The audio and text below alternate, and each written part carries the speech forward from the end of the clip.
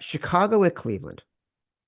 So Tuesday night, the line was 2.5, or not Tuesday night, Sunday night, the line was 2.5. I was concerned it was feeling trappy, and the books were begging me to take Cleveland. The line moved to 3, then it got to 3.5. It's at 3.5 at a lot of places. At 3.5, tell me I'm wrong. I kind of like the Bears at 3.5.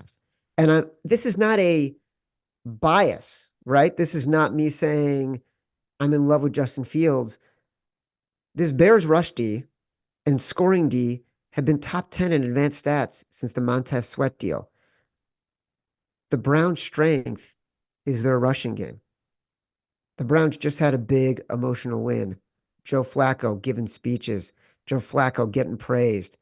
Now we've got the Bears coming in, quietly putting together a solid roster that is growing more confident. And Justin Fields, whose strength as a scrambler could probably counteract the Browns' strength defensively as a pass rush. Yeah, I don't know what the pros are seeing here. I understood at 2.5, taking Cleveland at 2.5. I really don't get it at 3, though, and 3.5. So a little scary, Chad. This one feels very easy. It's like Bears, Bears, Bears, Bears. Joe Flacco minus 3.5 at home against a non-injured quarterback or a backup. I mean, we take the Bears here every time, especially what you just said. The Bears have been playing much better than they were earlier in the year. And I think models have caught up to it. And we saw last week how much that number moved against Yeah. Detroit.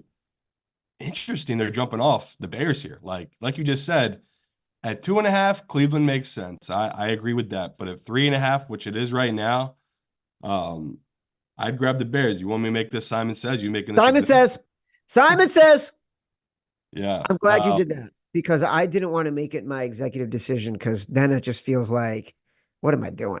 Then I'm just a homer who's betting the Bears every week. And if the weather does impact, which maybe that's something going on there, I honestly feel better once again about this Bears team if it is bad weather. Like you guys Yeah. are really good at running and you're really good at stopping the run right now. So weird movement on this number. I mean, I might be walking right into it, but give me the 3.5, Chad. Like that's way too much respect for Joe Flacco after a win that felt a little gifted to them, right? Like they kind of had some things kind of bounce their way last week, and they got the cover that they probably shouldn't have got if it wasn't for a weird play from Peterson. Yeah. So yeah, I'll take the value on this Bears team. The amount of conversation in my house right now between me and my younger son about what the Bears should do at quarterback Oh, it's the next best. next This is the year best. is insane. I No, feel you guys are like, gonna have the best offseason ever. I'm telling you, it's gonna be so oh much fun. my God. Are we trading for Caleb Will? Are we keeping Caleb Williams? Are we trading that pick? Are we getting a haul?